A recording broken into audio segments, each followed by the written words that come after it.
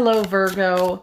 Welcome to a random tarot card reading where we're going to take a random peek at your life to see what's going on here, but we're doing it through the lens of Greek mythology.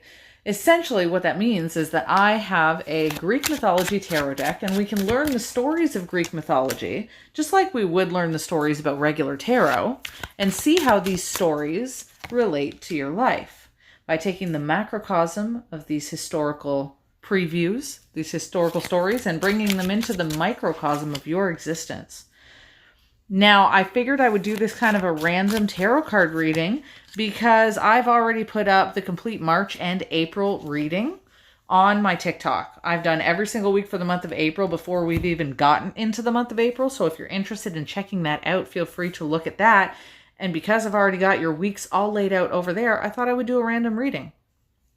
This is fascinating, by the way, because we've got combinations of, like, as we can see here, cards of sorrow and grief, illusion, self-poison. There's a great sentiment of grief that comes into this concept here, into your reading, but it's grief that, yes, could have been the result of something happening to you, but in this kind of a story with Achilles here, we are talking about grief that you are continuing to put yourself under. Like a poison. You know how they say that with anger, or vengeance or jealousy, it's like drinking your own poison. It doesn't actually affect the other person.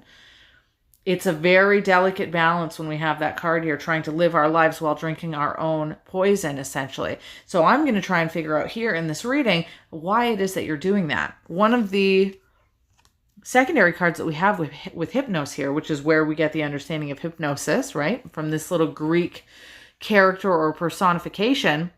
Hypnos is you could say the brother of death in Greek tradition, which would have been the concept of Thanatos. Hypnos and Thanatos being siblings, essentially, in Greek mythology. But Hypnos has to do with, again, the sentiment of illusion, right? Sometimes it's the awareness of an illusion, but with two cards pointing up, both of them having the concept of illusion on it, I feel like there's something that you're not seeing properly. Maybe the way out of your grief and sorrow.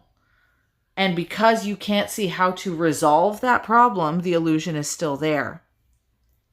I really love that the situation is looking to change, though, the grief that you have, because we have the card of Persephone, which is growth and purpose.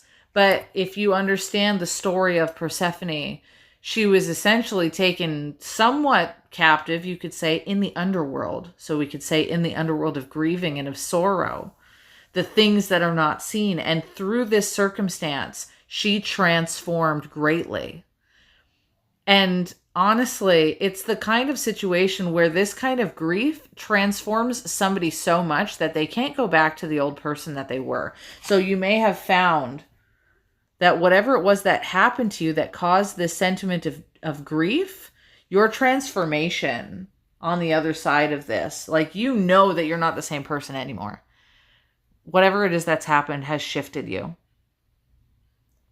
I think that when we have also the cards of Terpsichore here, which actually I think in a Greek way of saying that, Terpsichore is very English, but it would have been more like Terpsichore in Greek, the way that you would have it with your Greek accent. But with Terpsichore and Gaia, I'd say it was either a relationship problem that you're having or a family problem, or perhaps both of them could have occurred. It could have been this feeling between relationships that you've had and family difficulties that you've had in the past, that it feels like it's compounded up on you, where you say to yourself, when the heck am I going to catch a break? I've got relationships that are having problems. I've got family circumstances growing up that has had problems. And the reason I say that is because Gaia, I'm sure you understand, well, if you don't, is connected to the foundation of our entire earth. It is the creation aspect of our earth as we know it. And because she is connected to the creation aspect of the foundation of earth in Greek mythology, she's connected to family units, the foundation of family lineages. If we were to transition this into the concept from Greek mythology into the tales of Judeo-Christianity, what do you get after Gaia? Adam and Eve. You have the lineage. What is it that happens with the sentiment of earth and Gaia once humans come to the earth in Greek mythology? You have the story of Deucalion, the restarting of humanity, just like Adam and Eve starts humanity. So again, Gaia is very interconnected to family and foundational situations. So there could have been a sorrow that you are processing, a great sorrow, or again, almost like drinking your own poison when it comes to how you feel about a previous family situation. And with Astraios here, this is a really interesting one because in Greek mythology, Astraios is kind of in control of the cycles of the heavens to some degree, like he's connected as like a father figure of the heavens. This is in the reversal, and the heavens, they go through cyclical balance situations. Of course, the cycles of the sun go around in their own cycles. You know, what the sun comes up, the sun comes down, the moon comes up, the moon comes down. So there's a cyclical balance here. In the reversal position, the cycles in your life, foundationally again, would have been out of balance, but also because I love mythology and history, regardless of the tradition or the culture, I love to explore as many of them as I can. I am deeply aware that Astraios is connected in the Book of Revelations from, again, a Judeo-Christian perspective, as one of the Greek words that is used when a gigantic wormwood-esque energy, a star essentially, or something to that effect, crashes into the world in the Book of Revelations, and inside of the hole or the great pit comes out poisons of the world, comes out wormwood, comes out difficulties, comes out a beast from the pit. You'll notice if you've ever read the Book of Revelations that the word used for the thing that gets thrown into the pit, aside from wormwood, is connected to the word Astraios. It's fascinating. In any case, it takes on a very destructive, again, almost poison-connected energy when Astraios is sitting there in the reversal position. Whether you're talking about celestial heavens in Greek mythology being unbalanced, or whether you're talking about Judeo-Christian concepts of the Book of Revelations where we see fire and brimstone raining down on people and wormwood and poison, having that card in the reversal is a difficult energy. And that's why I said we can take this historically from the macrocosm of its ancient traditions and into the microcosm of your life. And we see that there's a difficulty, but it seems like it's from the foundation. It's from like the family foundation, but it's also the illusion that you have connecting yourself to your family's upbringing or the way that you've been raised. Or some, like, it's almost like, you know that there was pain, you know that there was poison, you've integrated some kind of a history of your family into yourself. And we'll get to the relationship aspect in a second. By the way, this could be a person that you deal with. Maybe this is a partner, and you know that in their family, their foundation, their family has essentially almost put them in a position of poisoning them, poisoning their mentality, poisoning their upbringing, or poisoning your mentality, whoever it is. But there's a point in time when it comes to the healing of these kind of circumstances of life traumas and difficulties where we have to say to ourselves, are we going to continue to drink that poison? Are we going to repeat the cycles of people's poisonous behavior? Do we continue to drink it, or do we go through the Persephone route as she dips into the underworld? She has to deal with the issues within the family, issues within the relationship, but then she comes out on it the other side. And then she spends the other half of the year with Demeter, who is a goddess figure connected to absolute abundance, right? So to me, if I was reading this, I'm looking at this concept here as if you're about to step into this time where you're transitioning out of the grasps of the traits that you have, or maybe your person, if this is about someone you know and you're focusing on them, whoever it is, it's almost like they are giving themselves permission to release themselves from the grasps of their upbringing. And a very destructive one at that. And also breaking past the illusion with the card of hypnosis while they go through this transition and transformation to realize that what remains is only an illusion, that the rest of it can be based in reality, where you get to say to yourself with this, where this, she, by the way, is connected to music. That's why she has concepts of vibration and connection, right? But again, you bring yourself out of the illusion into the world of reality. And what do you get from breaking the illusion? You get the reward. You get the right connection. You meet up with the right people.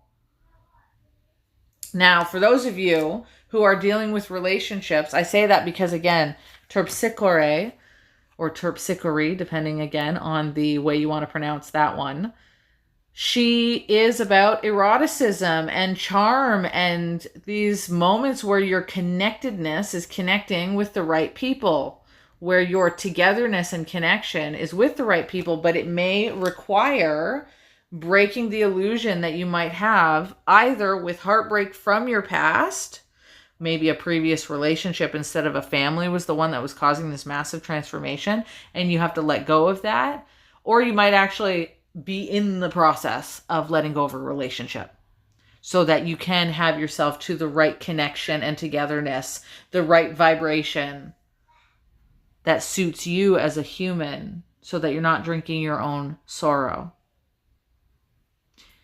I also think it's fascinating with this card how it was about that sorrow and that poison that comes from your past, whether it's a past relationship or a family situation, that you're actually becoming disenchanted from the illusion so that you don't remain in a state of jadedness. Ultimately, this is saying that whatever past problems you had, either in relationships or past problems you had in a family dynamic, those don't have a bearing in the future as much as you think they will.